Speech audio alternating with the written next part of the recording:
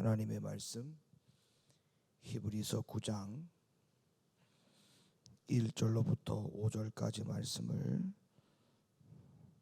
다 같이 한 목소리로 합독하시겠습니다. 히브리서 9장 1절로 5절 말씀 시작. 첫 언약에도 섬기는 예법과 세상에 속한 성소가 있더라. 예비한 천장막이 있고 그 안에 등대와 상과 진설병이 있으니 이는 성소라 일컫고 또 둘째 휘장 뒤에 있는 장막을 지성소라 일컫나니 금양로와 사면을 금으로 싼 언약궤가 있고 그 안에 만나를 담은 금항아리와 아론의 쌍난 지팡이와 언약의 비석들이 있고 그 위에 속죄소를 덮는 영광의 그룹들이 있으니 이것들에 관하여는 이제 낱낱이 말할 수 없노라. 아멘. 자리에 앉아주시기를 바랍니다. 이쪽에 히타를 좀 꺼주세요. 강단 쪽에 있는 히타 꺼주시고, 목사님 마이크 볼륨 조금 더 올려주시고.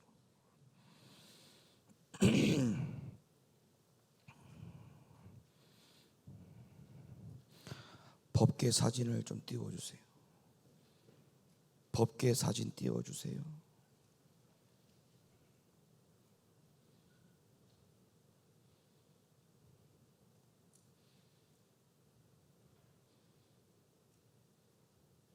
법계 사진 띄워주세요.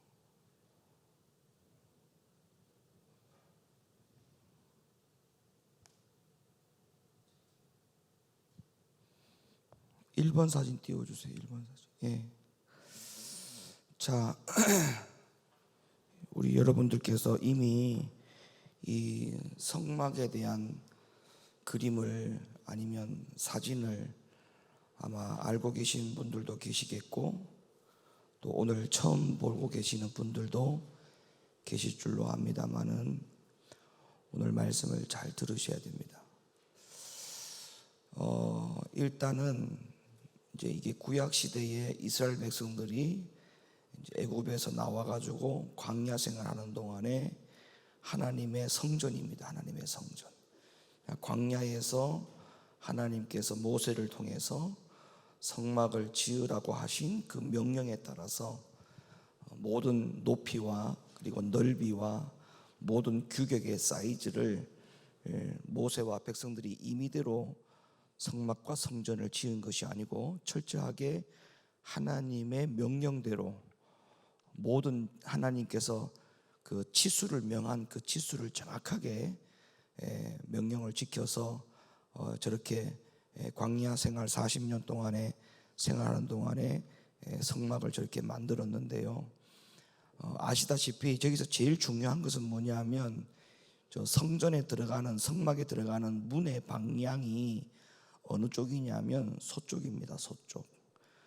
그리고 동쪽입니다. 동쪽이고, 그리고 저기 안쪽으로 성소와 지성소가 있는 저쪽의 방향이 당연히 문 반대 방향이니까 서쪽이 되겠죠.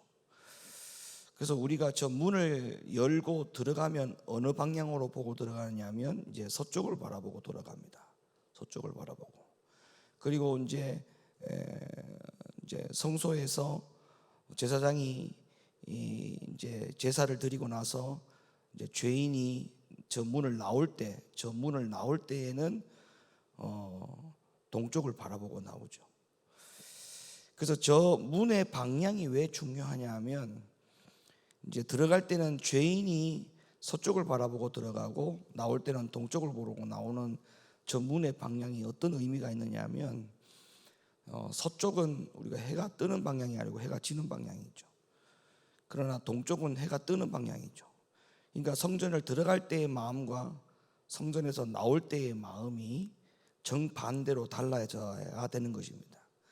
그러니까 성전을 들어갈 때는 무거운 마음으로 들어가죠. 해가 지는 쪽으로 들어가죠. 그리고 예배를 드리고 제사를 드리고 나서 나올 때는 우리의 모든 죄인의 죄가 번제를 드리고 이제 그 자기의 모든 죄가 다 해결이 되고 이제 나오는 것이기 때문에 성전에 저 문을 나올 때는 마당뜰을 밟고 문을 이제 나올 때는 이제 해가 뜨는 동쪽으로 향하여 나오기 때문에 밝은 마음, 소망의 마음, 비전의 마음을 가지고 나오는 것이죠. 그래서 하나님은 저 문을 방향을 동쪽으로 저렇게 문을 방향을 저렇게 하나님이 지정해 놓으신 겁니다. 그러니까 문은 오로지 하나예요. 들어가는 문도 하나, 나가는 문도 하나.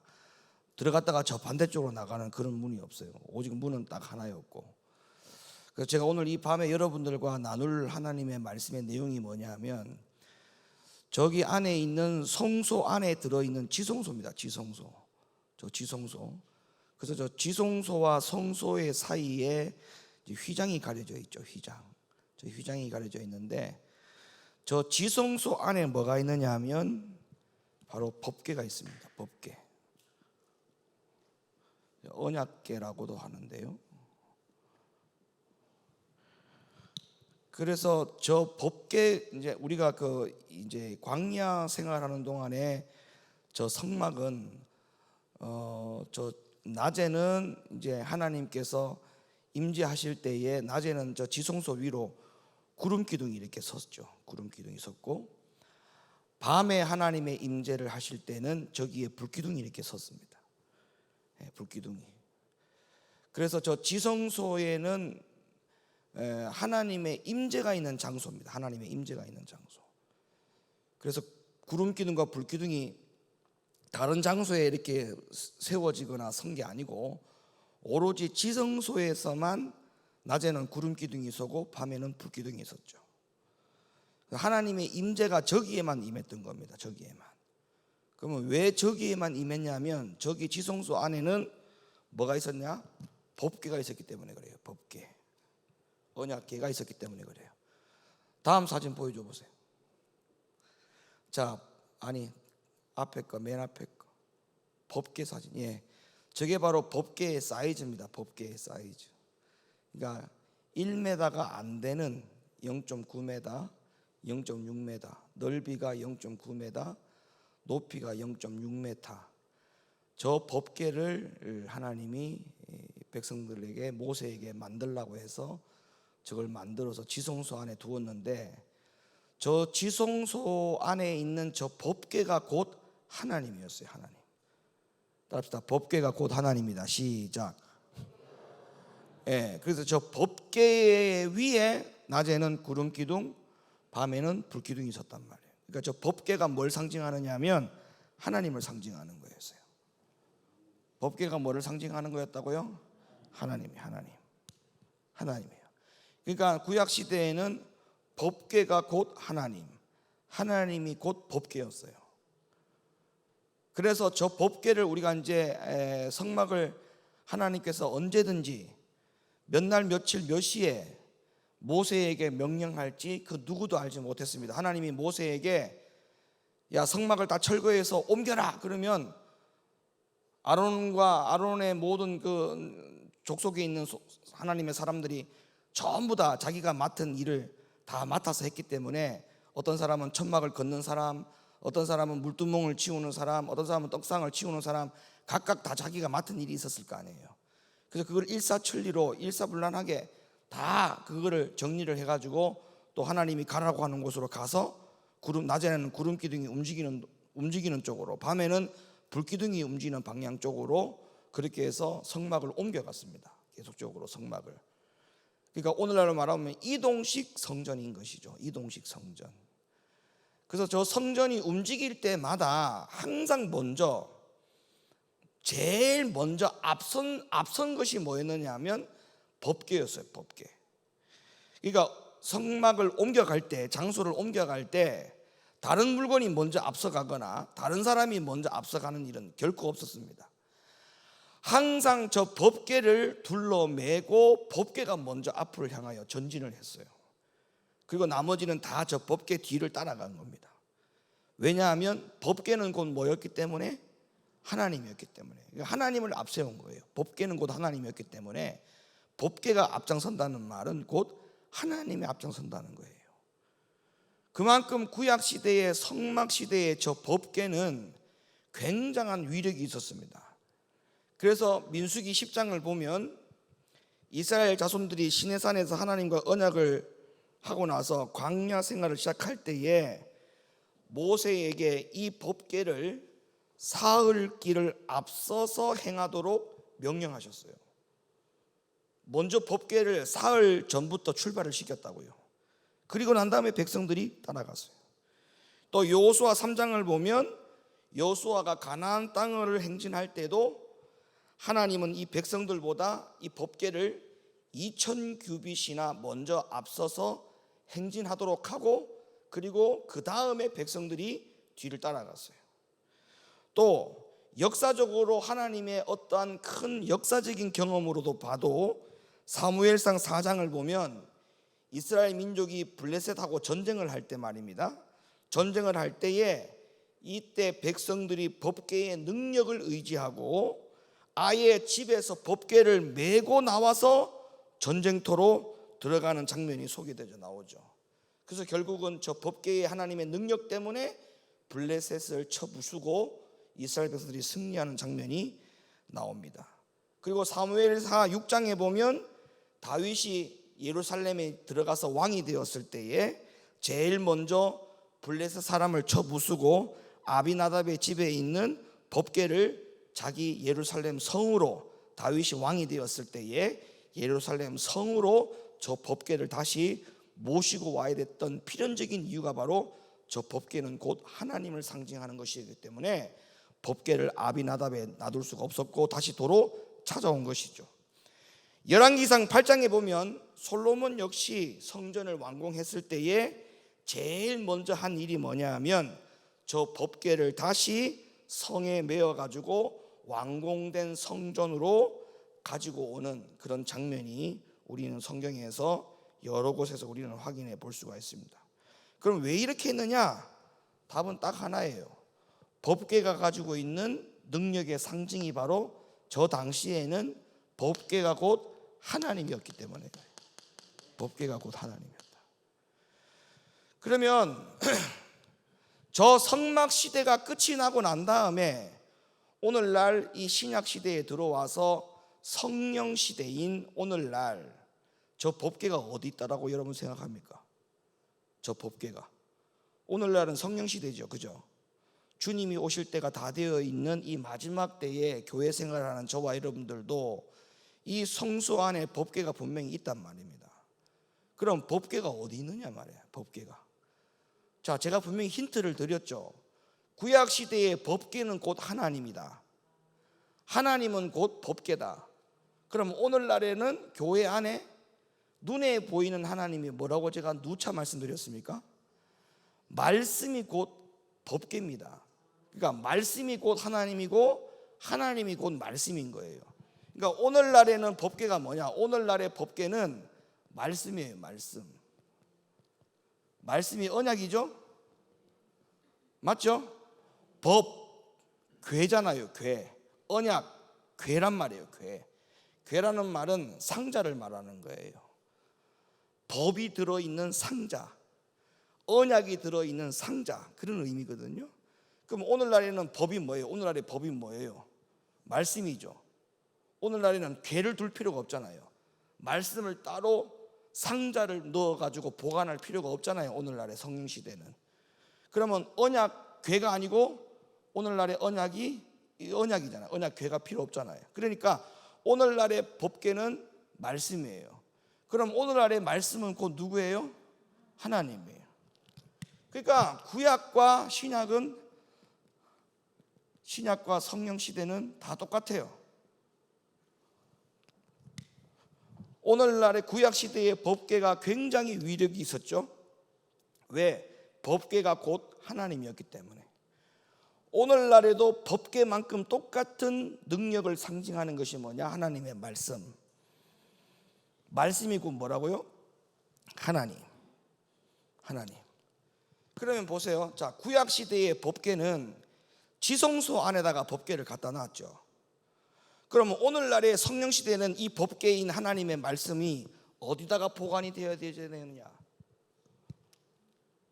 오늘날의 법궤의 보관 장소, 말씀의 보관 장소는 어디예요? 보관 장소가 그렇죠. 우리 각 사람의 심령의 심령, 마음, 마음판에 하나님의 말씀을 새기려 했잖아요. 그죠? 그러면 결론이 이런 거예요. 결론이 뭐냐? 여러분들은 걸어다니는 법궤예요. 이렇게 결론이 나와야 돼요. 여러분은 걸어다니는 법궤예요. 그러니까 김온유 목사가 아니고 김온유 목사 안에 있는 하나님의 말씀이 있다면 내 자신은 곧 법궤를 가지고 다니는 사람이에요. 그러니까 여러분들은 여러분의 존재를 잘 아셔야 돼요. 여러분의 존재는 그냥 교인이 아니에요. 기독교인이 아니라고요. 여러분의 존재는 뭐냐?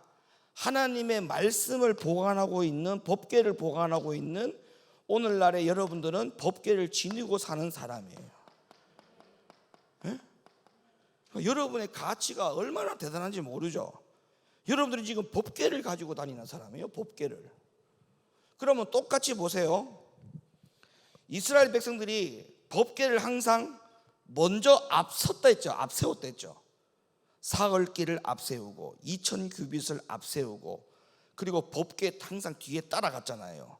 그럴 때에 블레셋들이 다 무너지고 악한 존재들이 다 무너지고 모든 영적 전쟁에서 다 승리하는 장면들이 법궤가 내세워졌을 때 그런 일이 일어났다면, 그럼 오늘날에도 우리가 이 세상에서 이길 수 있는 방법은 뭐냐 하면 하나님의 말씀으로 무장해서 하나님의 말씀을 앞세워서 나가면, 모든 그 앞세워서 하나님을 앞세워서 나는 그 말씀을 뒤따라가는 구약시대의 법궤와의 그림과 같은 여러분들의 삶이 똑같아진다면 구약시대의 놀라운 그 역사의 현장이 오늘날 내 가정에도 일어나고 이 교회에도 일어나고 여러분이 하는 모든 삶의 터전에 똑같은 역사가 일어난다고 저는 믿습니다. 똑같은 역사가. 아시겠습니까? 그러면 우리는 오늘날 하나님의 법궤를 내 마음속에 지니고 사는 사람이다라고 하는 그 결론을 가지고 여러분들이 사셔야 돼요. 그러니까 내가 어떻게 하나님 안에서, 우리가 교회 안에서 어떤 일을 할 때 그냥 내가 김온유 목사로서 강단에서 설교하고 아니면 윤건순 권사님으로서 교회 안에서 충성하고 봉사하는 게 아니라 법궤를 지닌 사람으로서 교회 안에서 열심히 충성하고 봉사하고 이 강단에서 하나님의 말씀을 전하는 주의 종이 되는 거예요. 아시겠습니까? 아시겠습니까?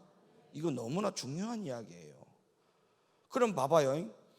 법궤를, 여러분, 법궤 중심으로 살아가는 이스라엘 백성들은 철저하게 하나님의 명령에 따라서 법궤 중심으로 살아갔어요.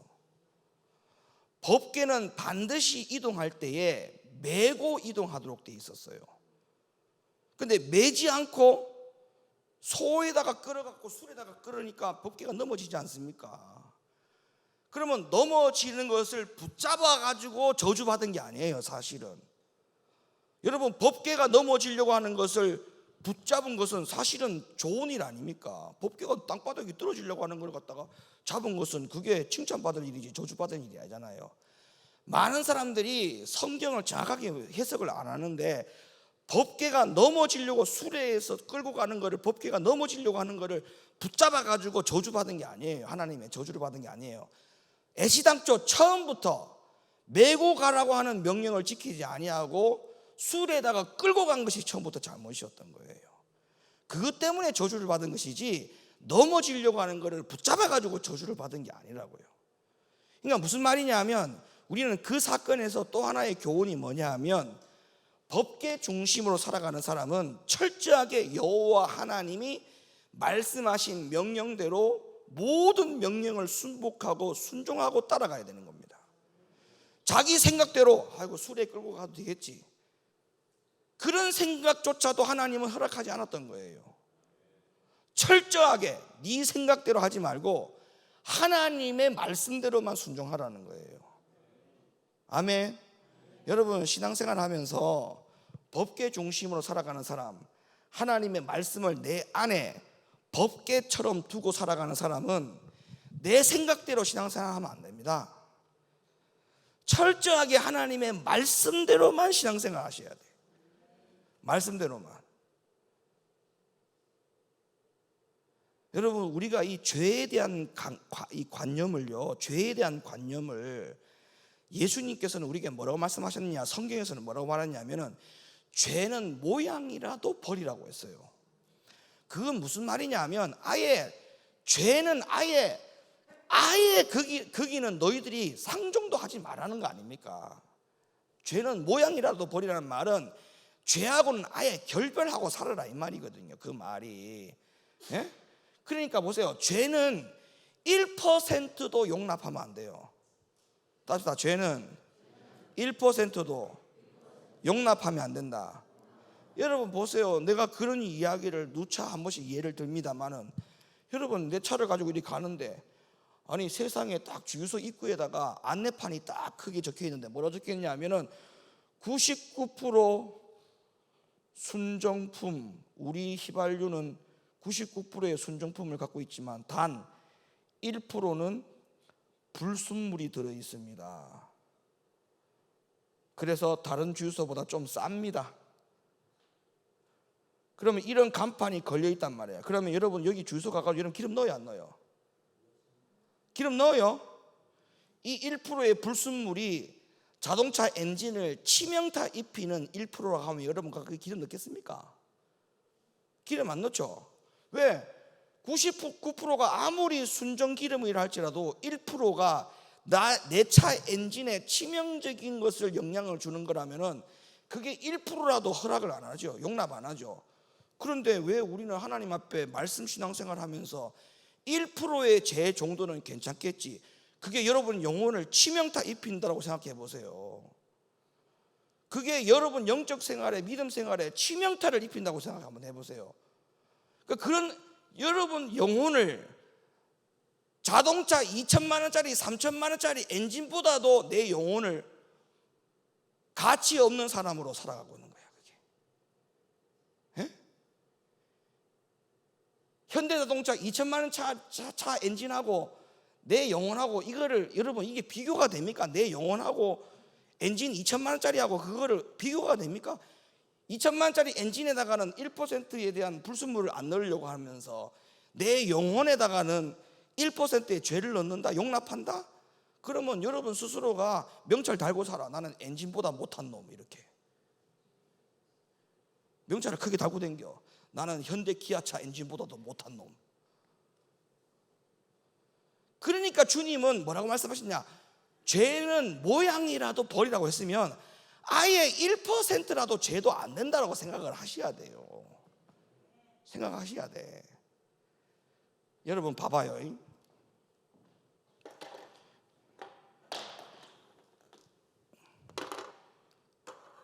내가 오늘 어떤 책을 보다가 진짜 이게 맞는 말이라고 생각해. 뭐냐 하면, 이거 안 보이지?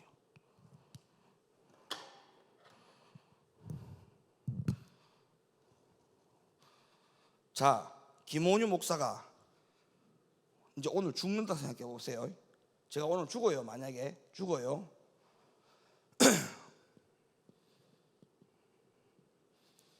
모은 돈이 내게 됩니까? 안 됩니까? 모은 돈. 대답 안 하는 거는 뭐 한번 저랑 해보겠다는 거예요 지금. 자, 내가 오늘 만약에 죽어요. 자, 죽었어. 모아놓은 돈이 있어요, 없어요? 있죠. 모아놓은 돈이 내 돈 돼요, 안 돼요? 모아놓은 돈은 내 돈이 돼요, 안 돼요? 절대 내 돈이 안 돼요, 그죠? 안 되죠. 자, 내가 지금 살아있어. 죽지 않고 내가 오늘 살아있어. 자, 내가 여기 있단 말이에요. 지금 현 주소가 여기 있어요. 여기 있으면 모은 돈은 내 돈이 돼요, 안 돼요? 살아있다면, 내가 지금 살아있다면 모아놓은 돈은 내 돈이 돼요, 안 돼요? 내 돈 되죠. 근데 만약에 내가 오늘 죽는다, 모아놓은 돈 내 돈 돼요, 안 돼요? 안 되죠. 그럼 이 차이가 뭐예요? 모아놓은 돈은 똑같아. 모아놓은 돈이 1억이야 1억. 자, 모아놓은 돈은 변함이 없어. 가치가 똑같아. 1억이야. 근데 이게 모아놓은 돈이 내 돈일 때가 있고 내 돈이 아닐 때가 있죠. 차이가 뭐예요?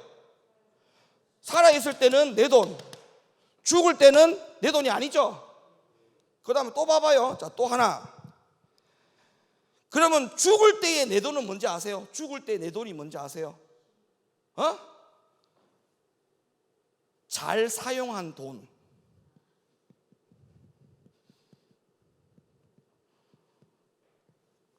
내가 오늘 죽는다. 그럼 내 돈은 뭐냐? 지금까지 내가 잘 사용했던 돈은 다 내 돈이야. 내 돈이라고. 내가 지금 오늘 죽는다면 모아놓은 돈은 내 돈이 될 수 없어요. 그러나 내 돈이 될 수 있는 것은 지금까지 잘 사용했던 돈들은 다 내 돈이었어요. 맞죠? 살아있다고 생각해 보세요. 지금 잘 사용하고 있는 돈은 내 돈이 안 돼. 안 된다고요. 모아놓은 돈만 내 돈이 돼. 제가 왜 이 이야기 하는 줄 아세요? 여러분이 천년 만년 살 것 같으면 계속 그렇게 사셔도 돼. 계속 그렇게 잘 쓰지도 않고 잘 사용하지도 않고 계속 모아놓으면 돼. 예, 사는 동안에만 모아놓은 돈이 내 돈이야. 예, 열심히 모으세요. 예, 쓰지도 않고 헌금도 하지 말고 11조도 다 땡가먹고 마음대로 하세요. 열심히 모아놓으세요. 근데 그 모아놓은 돈이 죽을 때 한번 봅시다. 내 돈이 되는지 안 되는지. 그럼 봐봐요. 잘 사용한 돈이나 모아놓은 돈이나 둘 다 하나님 나라 가서 상급될 수 있는 돈으로 만들어내야 돼. 우리가 어차피 천년만년 살 게 아니잖아요. 그러면 주님 앞에 언제든지 가요. 오늘 갈 수도 있고 내일 갈 수도 있고. 용준이 네 죽을지 언제 알아? 네 죽는 날짜 정해졌어 안 정해졌어? 모르잖아. 오늘 죽을 수도 있고 내일 죽을 수도 있어. 그럼 내가 오늘 죽든 내일 죽을 수 있는데 내가 오늘 죽든 내일 죽든 하나님 나라 가가지고 내가 모아놓은 돈이나 잘 쓴 돈이나 둘 다 상급이 되는 돈이 뭔지 아세요? 그렇죠. 이 돈만 내 하나님 앞에 상급이 되는 돈이야. 이 돈은 상급될 수 없어요. 이 돈은 무슨 말입니까? 하나님 나라 가서 상급될 수 있는 돈은 이 돈만 상급이 되지 이 돈은 상급이 안 돼. 모아놓은 돈은 절대 상급이 안 됩니다. 절대. 여러분 생각을 잘 하셔야 돼요. 진짜 생각을 잘해야 돼. 제발 좀 우리가 이 땅에서 천년만년 살 것이 아닙니다. 좀 그 생각이 좀 벗어났으면 좋겠어요. 천년만년 살 게 아니에요. 그러니까 이 땅에서 뭔가 좀 힘들고 어려워도 천년만년 살 게 아니기 때문에 좀 인상도 좀 피고 살고, 에? 좀 행복하게 사세요. 행복하게. 행복해서 행복한 게 아니라 하나님 나라 갈 거잖아. 하나님 나라 그 가서 영원히 살 거 아닙니까? 당장 이 땅에서 뭐 어떤 문제 하나 그것 때문에 해결이 안 된다고 계속 인상 찡그리고 살 겁니까? 에? 주님을 위해서 아무것도 안 할 겁니까? 계속 그렇게 시간을 가도록 놔둘 겁니까? 안 됩니다. 자, 그러니까 오늘 저녁에 말씀들을 잘 들으세요. 법궤를 여러분들이 지금 지니고 사는 사람이 돼야 돼요. 여러분들은 법궤를 지니고 사는 사람 돼야 돼요. 자, 그러면 법궤를 지니고 사는 사람 된다고 하는 것에 대해서는 동의를 다 하셨어요.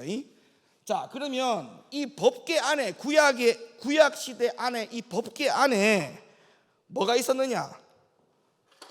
자, 법궤 안에 뭐가 있었느냐? 내용물이 뭐였느냐? 내용물. 첫째, 자, 성경을 가봅니다. 이제부터 잘 따라오세요. 히터 다 끄세요. 다 위에 다 끄세요. 너무 더워.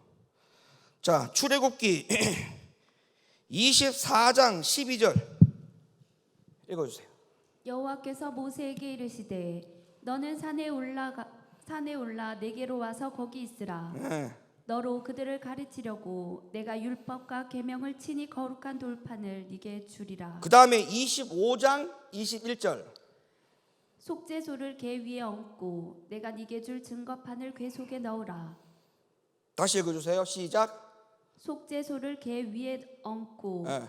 내가 네게 줄 증거판을 궤 속에 넣으라. 아멘. 자, 24장에 하나님이 모세로부터 받은 십계명 두 돌판, 그 두 돌판을 25장에 와서 하나님이 모세에게 이 두 돌판을, 하나님께로 받던 두 돌판을 어디에 넣어두라고 명령했냐면 바로 이 법궤 안에다가 넣으라고 얘기했어요. 법궤 안에. 그러면 이 법궤 안에 첫 번째 들어온 물건이 뭐냐?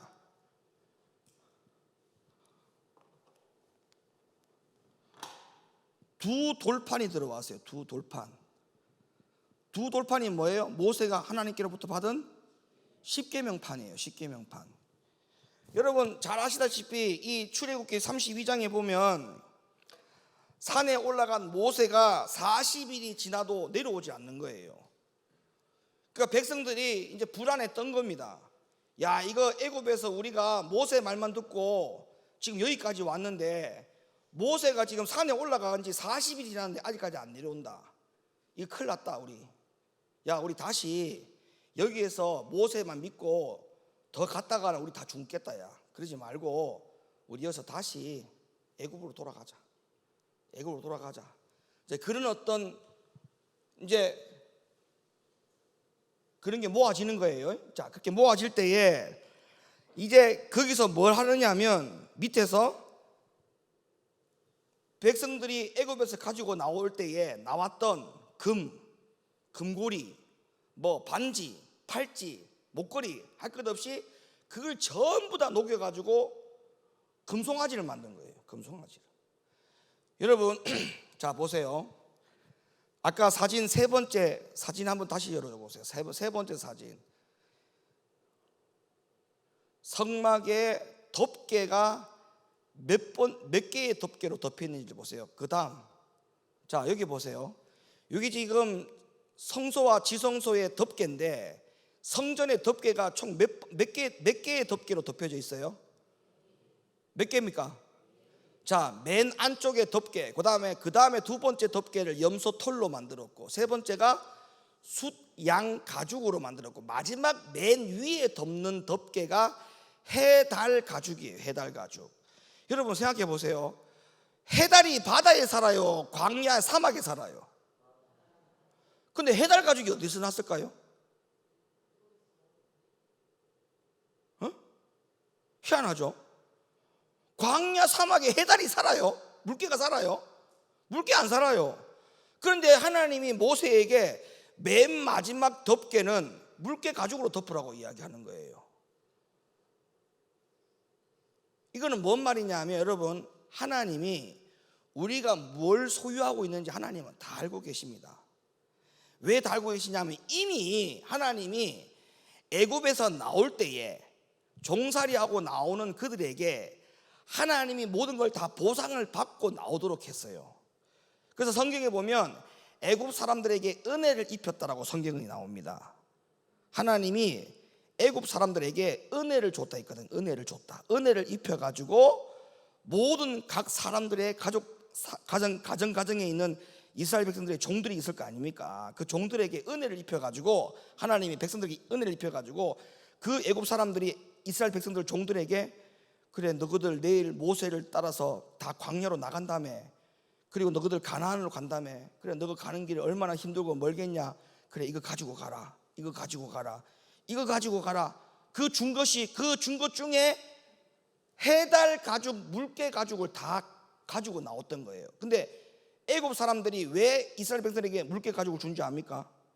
준 이유는 여기서 가나안 땅에 가는 데까지 얼마나 걸릴지 모르니까 너희들이 가다가 혹시나 신발이 헤어지면 신발을 다시 헤어서 신으라고 신발을 다시 만들어서 신고 가나안까지 가라고 물개 가죽을 다 조금씩 준 거예요. 물개 가죽을. 그런데 광야에 딱 들어왔더니 하나님께서 뭐라고 그러냐면 너희들을 신발에 신지 말고 애굽에서 은혜를 입어가지고 받아 나온 그 물개 가죽을 전부 다 모아라. 모아가지고 성전의 마지막 덮개로 물개 가죽으로 덮을 때에 너희들이 그걸 다 하나님 앞에 다 드려라. 모세가 그렇게 명령할 때에 백성들이 전부 다 물개 가죽을 다 하나님 앞에 다 드린 거예요. 그런데 저 물개 가죽을 맨 마지막에 덮고 난 다음에 성경이 분명히 증언하고 있지 않습니까?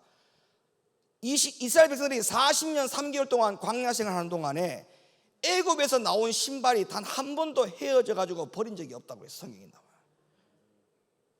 하나님 그들을 책임진 거예요. 성전을 위해서 모든 걸 다 바치니까 하나님이 그들에게 신발이 헤어지지 않도록 하나님 다 책임졌던 거예요. 그걸 가지고 지금 마지막 해달 가죽을 덮은 거예요. 아시겠습니까? 그러니까 하나님이 이렇게 하나님 백성에게 하나님 이렇게 명령하시면서 이 두 돌판을 갖다가 왜 하나님 여기다 넣었냐면 봐보세요. 그랬던 이스라엘 백성들인데 그렇게 하나님께서 은혜를 입혀갖고 자기들은 그냥 종으로 살다가 종으로 그냥 내가 쫓김을 받을 수도 있었는데 하나님이 백성들에게, 애국 백성들에게 은혜를 입혀가지고 다 가지고 보상을 받고 나오도록 했는데 그 은혜를 잊어버리고 그걸 갖다가 금을 다 녹여가지고 뭘 만들었다? 우상을 만들어버린 거예요. 우상을 만들어버린 거예요. 그러니까 오늘날에 이 여기서 우리가 영적 교훈이 뭔지 아세요? 여러분들이 세상에서 버는 돈 있죠? 그거는 전부 다 하나님이 여러분에게 은혜를 입힌 거예요. 은혜를. 그 돈으로 우상 만드는 돈에다 쓰면 하나님은 여러분에게 돈을 주지 않습니다. 더 이상. 그걸 가지고 도박을 한다든지 노름을 한다든지 술 먹고 담배 피는 데 쓴다든지 음란한 곳에 쓴다든지 하나님은 더 이상 돈을 주지 않습니다. 우상을 만드는 데 쓴다. 하나님은 더 이상 세상에서 돈벌이가 힘들어지게 합니다. 명심하십시오. 이거 하나님의 말씀이에요. 주를 위해서 섬겨야 하나님이 더 은혜를 주시는 것이지 여러분의 개인을 위해서 여러분의 그 향락과 음란을 위해서 쓴다. 하나님은 절대 용서하지 않습니다. 명심하십시오. 그런데 그들이 우상을 만든 거예요. 자, 내려왔어요. 모세가 내려가니까 과간도 아니야. 하나님이 은혜를 입혀가지고 금을 주고 은을 주고 전부 다 보상받게 하고 나왔던 그 재물을 가지고 우상 만들어놓고 그 앞에서 춤을 추고 난리가 난 거예요. 그래서 모세가 너무 화가 나가지고 하나님 앞에 첫 번째 받은 두 돌판을 그냥 집어 던져버렸어요. 송아지에다가 집어 던져버렸어요. 난리가 났죠. 수천 명이 죽었습니다. 그 현장에서. 그래서 하나님이 모세에게 다시 명령합니다. 모세야, 다시 올라와라. 왜? 두 돌판을 깨봤잖아요. 하나님이 다시 두 돌판을 준비해서 가지고 올라와라. 내가 똑같은 하나님의 말씀을 다시 주겠다. 그래서 모세 다시 올라갑니다. 그 두 번째 받은 십계명이 이 법궤 안에 들어온 거예요. 자, 그러면 법궤를 이렇게 메고 가죠. 백성들이 끌고 가죠. 또 지성소 안에 법궤가 있죠. 그럼 그 법궤 안에 있는 이 두 돌판을 볼 때마다, 이 법궤 안에 있는 두 돌판을 생각할 때마다 백성들은 무슨 생각을 하겠어요? 이 두 돌판을 볼 때마다 절대 하나님 외에는 다른 우상을 섬기면 된다, 안 된다? 안 된다. 이 두 돌판, 법궤 안에 있는 두 돌판을 생각할 때마다 백성들은 어떤 신앙생활을 하게 됐냐면, 절대 하나님 외에는 다른 우상을 섬기면 안 된다. 그런 생각을 했겠어요, 안 했겠어요? 절대 두 주인을 섬기면 안 된다. 하나님 외에는 나한테 어떠한 주인도 없다. 하나님만이 주인이다. 그러니까 법궤를 지니고 사는 사람은 내 마음에 두 돌판이 있어야 돼요. 두 돌판이. 내 마음에도 법궤 안에도 두 돌판이 보관되었던 것처럼 저와 여러분 이 심령 안에도 언약의 두 돌판이 여기에 딱 있어야 돼요. 그 말은 무슨 말이냐면, 다른 말로 바꾸고 말하면 절대 나는 하나님 외에 그 어떤 것도 주인으로 삼지 않겠다. 두 주인으로 섬기고 삼지 않겠다. 나의 모든 주인은 오직 하나님 한 분이다. 그런 믿음으로 살아가는 사람이 바로 법궤를, 말씀을 지니고 사는 사람이에요.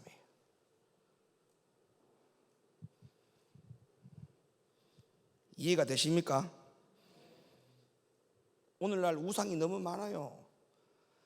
하나님 외에 우상이 많다고요.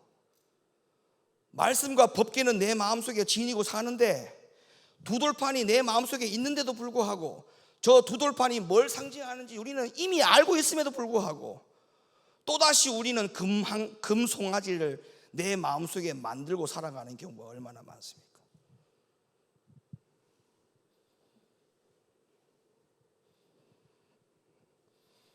출애굽기 12장 35절 읽어주세요.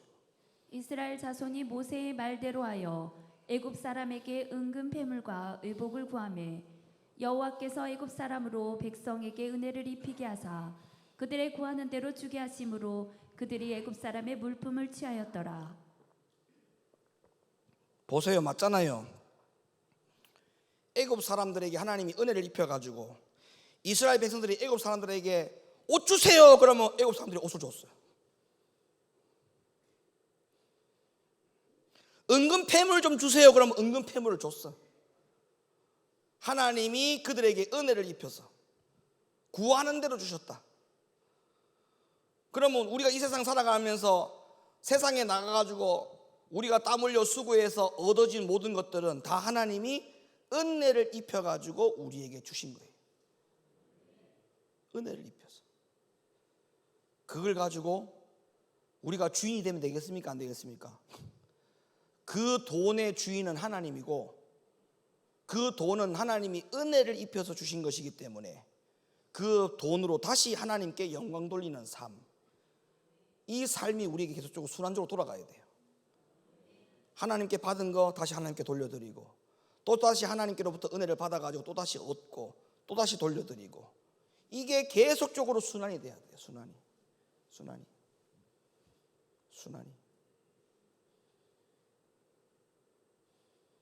여러분, 물질을 잘 사용하시길 바랍니다. 엉뚱한 데 쓰지 말고 물질을 잘 사용하셔야 돼요. 하나님의 영광을 위해서 쓰세요. 너희가 무엇을 먹든지 마시든지 다 뭐로 하라? 주님의 영광을 위해서 하자. 영광을 위해서. 예? 영광을 위해서. 주님 주신 물질을 주의 영광을 위해서 쓰는 방법이 뭔지를 잘 생각하고 쓰셔야 돼요. 예? 도박하고 일확천금을 노리는 어떤 것에 빠져 가지고 뭘 투자하면 하나님이 갑자기 뭘 주는 것처럼, 절대 하나님의 방법은 그렇지 않습니다. 예? 그렇지 않습니다.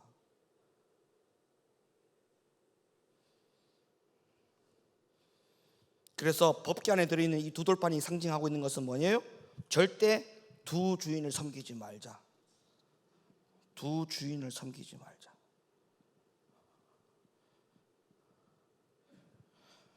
그 다음에 이 법궤 안에 들어있는 두 번째의 물건이 뭐냐 하면 민수기 17장 1절로 10절 말씀 읽어주세요.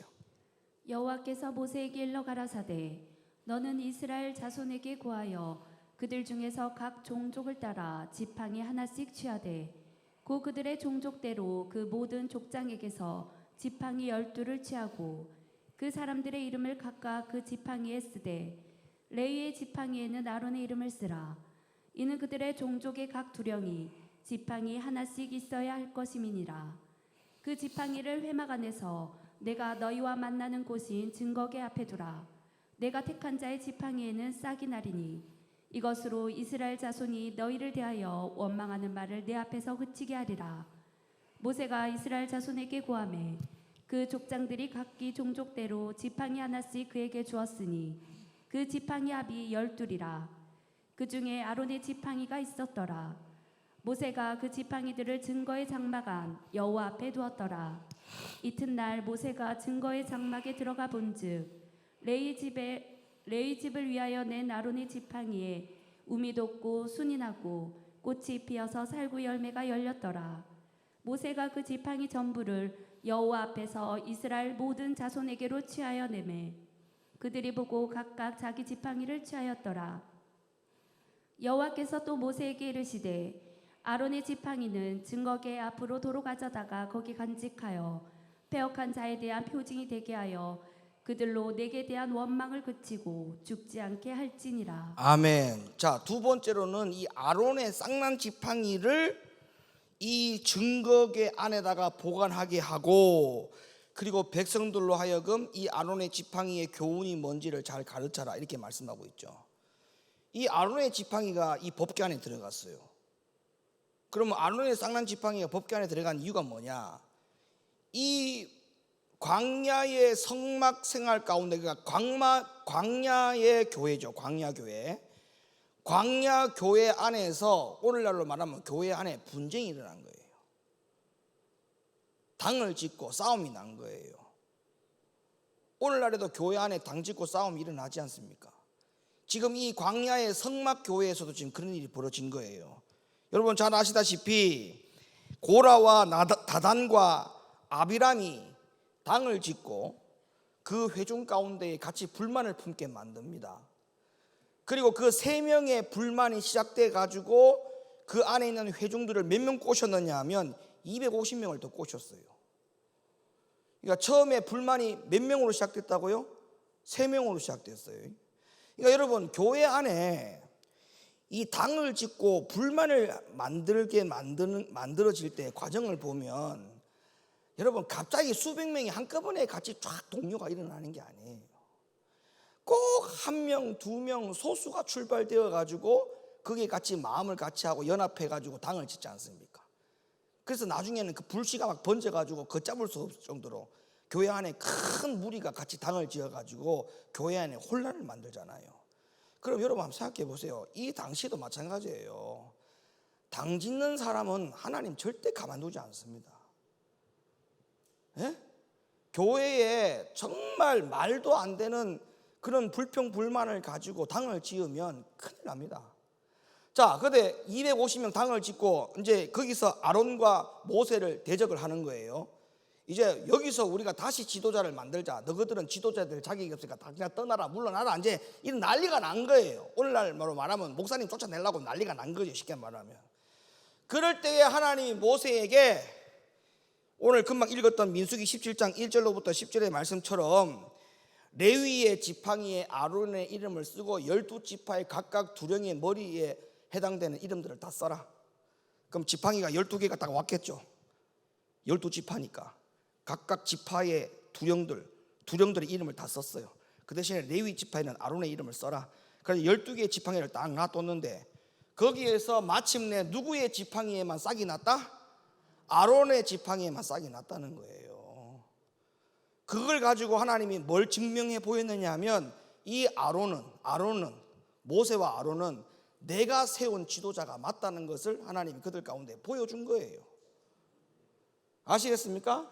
그래가지고 이 아론의 쌍난 지팡이를 이 법궤 안에 이것을 두고 백성들에게 이것을 왜 두게 했는지를 그들에게 교훈을 가르치라는 말은 오늘날 이 아론의 쌍난 지팡이가 우리에게 주는 교훈이 뭘까요? 아론의 쌍난 지팡이가 우리에게 주는 교훈,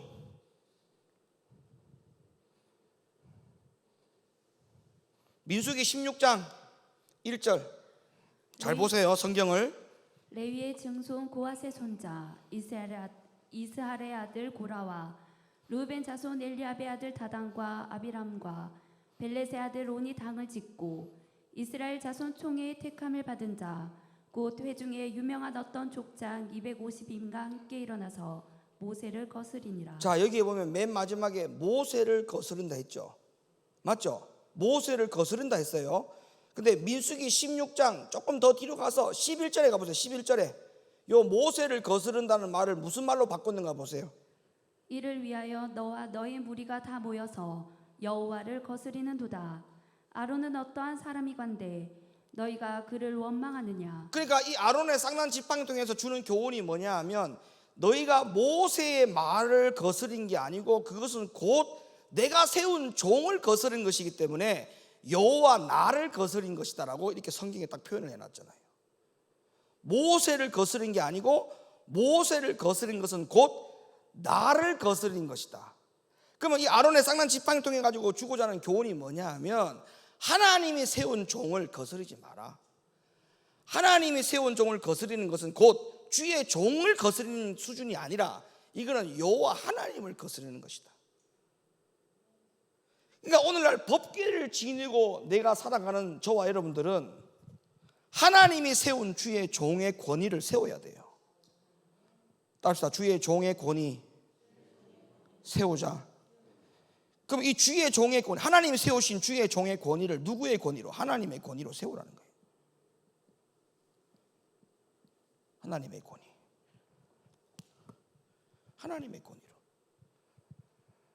그러니까 여러분들은 목사님에게 하려고 잘하는 게 아니라 목사님에게 왜 잘해야 되느냐 하면 하나님이 세운 종이기 때문에 잘하는 것 뿐이에요.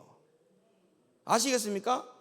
여러분들이 하나님이 세운 종이기 때문에 여러분이 잘하면 결론은 하나님이 볼 때는 주의 종을 잘 섬긴 게 아니라 하나님을 잘 섬기는 것으로 하나님이 평가하신다는 거예요.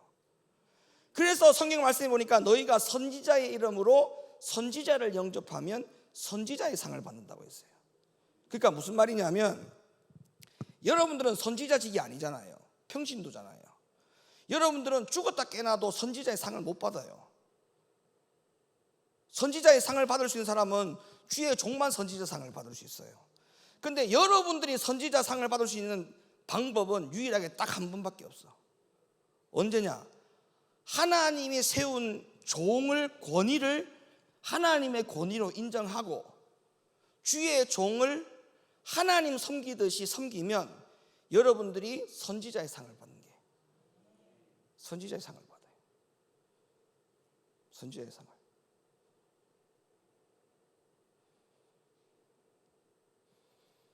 그러니까 여러분들은 1차적으로 여러분은 교회 담임 목사를 하나님의 권위로 인정하고 존중하고 존경해야 돼요. 그건 여러분들이 1차적으로 해야 될 자세예요. 그리고 그 다음 그 사랑을 받아가지고 그 사랑을 다시 돌려드리는 역할은 제가 해야 될 역할이에요. 아시겠습니까? 어떤 분들은 이런 분들이 계시더라고요. 뭐 우리 교회는 지금까지 그런 적이 한 번도 없었어. 내가 옛날에 부사학교 생활을 할 때 우리 교회 담임 목사님이 부흥사였거든요. 부흥사였어요. 유명한 부흥사였어요. 대전에. 여기 아시는 분들 다 아셔. 이응관 목사님이라고. 근데 그 목사님이 이제 뭐 거의 1년에 52주를 거의 부흥회를 다니시는 분이시니까.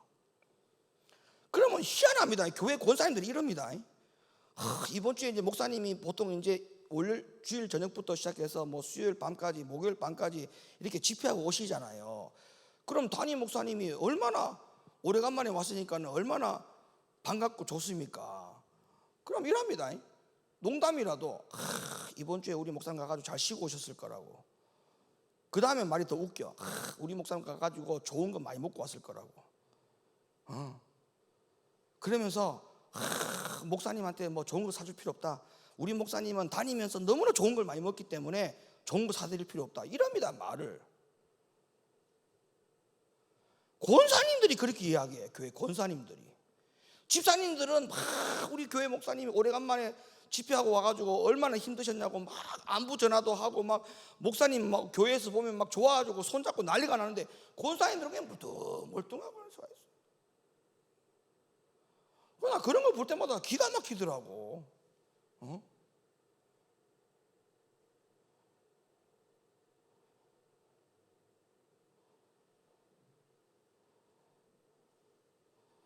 저는 부흥회 다닐 때에 우리 교회 교인들 중에 그런 사람 한 명도 없었어 지금까지. 뭐 돈 달라고 하는 사람들이 있더라고요. 사례비 많이 받아왔으니까 돈 달라고. 그런 분들이 계셨어. 그런 분은 오면은 이렇게 손 벌리고 아예 있어.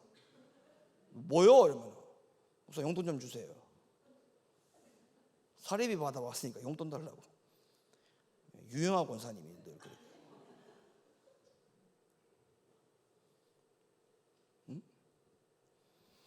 여러분 목회자도 여러분 사람이기 때문에 실수할 수는 있어요. 이제 제가 지금 드리는 이야기는 진리를 전하는 주의 종을 말하는 거예요. 사꾼 말고 진리를 전하는 주의 종, 하나님 앞에 정말 올바르게 목회하려고 하는 노력하는 주의 종들에 대해서는 여러분들이 그 권위를 하나님의 권위로 인정해 줘야 됩니다. 그 또한 왜 그렇게 되느냐면 목사가 대접받기 위해서 그렇게 말씀을 드리는 게 아니에요. 여러분들이 복을 받는 비결이기 때문에 그렇게 말씀을 드리는 거예요. 아론의 쌍난 지팡이가 법궤 안에 들어갔을 때는 그만한 권위가 있었기 때문에 이 법궤 안에 들어간 것이에요. 만약에 그냥 주의 종을 섬기는 것으로만 포커스를 맞췄더라면 이 법궤 안에 이 아론의 쌍난 지팡이를 이 안에 넣겠습니까? 안 넣죠. 그러니까 이 법궤를 울로 메고 갈 때마다 그 법궤 안에는 두 돌팔이 들어있고 그 법궤 안에는 아론의 쌍난 지팡이가 있다라고 하는 걸 백성들이 알고 따라갈 거 아닙니까? 따라갈 때마다 두 가지 마음을 갖는 거예요. 절대 우리는 두 주인을 섬기지 않을 것과 모세를 다시는 거스르지 않아야 할 거다. 하나님을 거스르는 것이다. 주의 종의 권위를 인정하자. 모세가 뭐라고 말하면 그대로 순종하자. 그 모세의 말이 곧 하나님의 말을 따르는 것이다. 그렇게 생각하고 순종하고 살아갔다 이 말이에요. 그 다음에 마지막 세 번째, 이 안에 뭐가 들어있었느냐? 출애굽기 16장 32절 읽어주세요. 모세가 가로되 여호와께서 이같이 명하시기를 이것을 오멜에 채워서 너희 대대의 후손을 위하여 간수하라. 네. 이는 내가 너희를 애굽 땅에서 인도하여 낼 때에 광야에서 너희에게 먹인 양식을 그들에게 보이기 위함이니라 하셨다 하고, 또 아론에게 이르되 항아리를 가져다가 그 속에 만나 한 오멜을 담아 여호와 앞에 두어 너희 대대로 간수하라. 아론이 여호와께서 모세에게 명하신 대로 그것을 증거판 앞에 두어 간수하게 하였고, 아멘. 이스라엘 자손이 사람 사는 땅에 이르기까지 40년 동안 만나를 먹되 곧 가나안 지경에 이르기까지 그들이 만나를 먹었더라. 아멘. 자, 이 만나를 먹었다라고 분명히 말씀하고 있죠. 자, 만나를 하나님이 왜 그럼 이들에게 먹였느냐? 만나를 먹이신 이유가 나와요. 신명기 8장에 나옵니다. 자, 신명기 8장 3절. 너를 낮추시며 너로 줄이게 하시며 또 너도 알지 못하며 네 열조도 알지 못하던 만나를 네게 먹이신 것은 사람이 떡으로만 사는 것이 아니요 여호와의 입에서 나오는 모든 말씀으로 사는 줄을 너로 알게 하려 하심이니라. 아멘.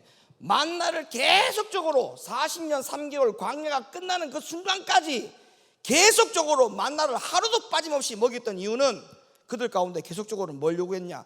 만나는 곧 말씀을 요구하는 것이었거든요. 그 만나를 먹는다는 말은 말씀을 먹는다는 거죠. 말씀을 왜 계속 먹였을까요? 순종하라고. 가나안 앞에 갈 때까지 만나를 계속 먹인 것은 가나안이 천국이잖아요. 천국 앞에 갈 때까지 하나님의 말씀을 계속 먹인 것은 가나안 앞에 갈 때까지 순종을 요구했던 거예요. 순종. 그러면 만나를 담은 금항아리가 세 번째 들어있었던 것입니다. 이 만나를 담은 금항아리가 법궤 안에 세 번째의 물건으로 들어있었던 거예요. 그러면 법궤 안에는 세 가지 물건이 들어있었다는 결론입니다. 첫째, 두돌판. 두 번째, 아론의 쌍난 지팡이. 세 번째, 만나를 담은 금항아리.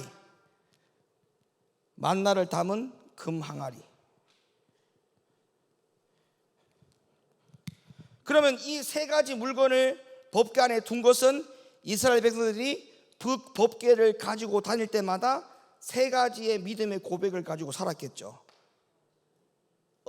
첫 번째 어떤 고백? 두 주인을 섬기지 말 것과 주의 종의 권위를 하나님의 권위로 둘 것과 끝까지 말씀에 순종해야만 된다는 것. 그러니까 오늘날 법궤를 지니고 살라, 말씀을 지니고 살라는 말은 내 안에 두 돌판에 대한 생각, 아론의 쌍난 지팡이와 같은 고백, 만나를 담은 금항아리에 대한 고백이 우리 안에 있어야 돼. 기본적으로 있어야 돼. 그러니까 묻는 거예요. 정진권찰, 법궤의 사람입니까? 라고 물어보면 예, 저는 법궤의 사람입니다 라고 말하는 것은 이 세 가지의 신앙 고백이 있다라고 말을 해야 돼.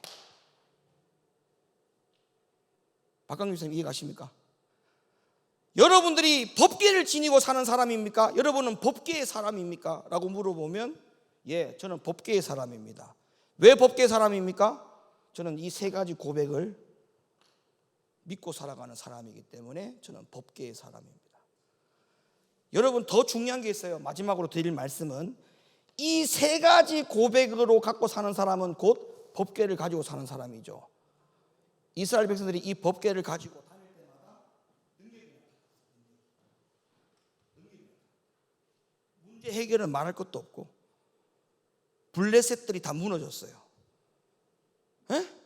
그러면 여러분들은 이 세 가지의 고백을 갖고 사는 사람이 되면 이 세상에서 여러분들은 하나님 앞에 크게 쓰임받는 사람들 됩니다. 크게 쓰임받는 사람. 여러분 안에 법궤가 있어야 돼요. 법궤가. 법궤가 세 가지 물건이 있어야 된다고요. 세 가지 물건 다시 한번 말씀해 보세요. 무슨 물건?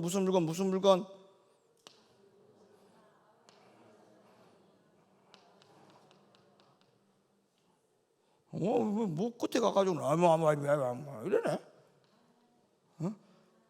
만나를 담은 금항아리. 다시 시작.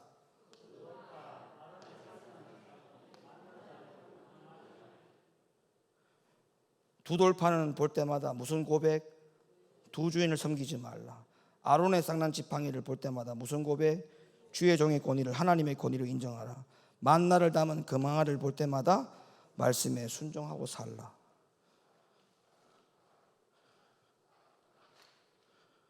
아시겠습니까? 제발 법궤를 지니고 사는 사람 되십시오. 종교인 되지 말고요. 예? 말씀의 사람, 법궤의 사람. 법궤는 곧 하나님이었어요, 그 당시에. 오늘날의 법궤는 말씀이에요. 이 말씀도 보세요. 말씀에도 세 가지 원칙이 들어있잖아요. 말씀에도. 성경 66권의 말씀의 법궤도 보세요. 말씀에도 두 주인 섬기지 말라고 되어 있지 않습니까? 기름 부음 받은 주의 종을 존중하라고 나와 있지 않습니까? 성경에 보면. 세 번째로 말씀 순종하라고 되어 있지 않습니까? 그러니까 법궤는 곧 하나님, 오늘날 말씀이 곧 하나님, 똑같은 거예요. 이 세 가지 원칙을 잘 지킬 수 있기를 예수님의 이름으로 축원합니다.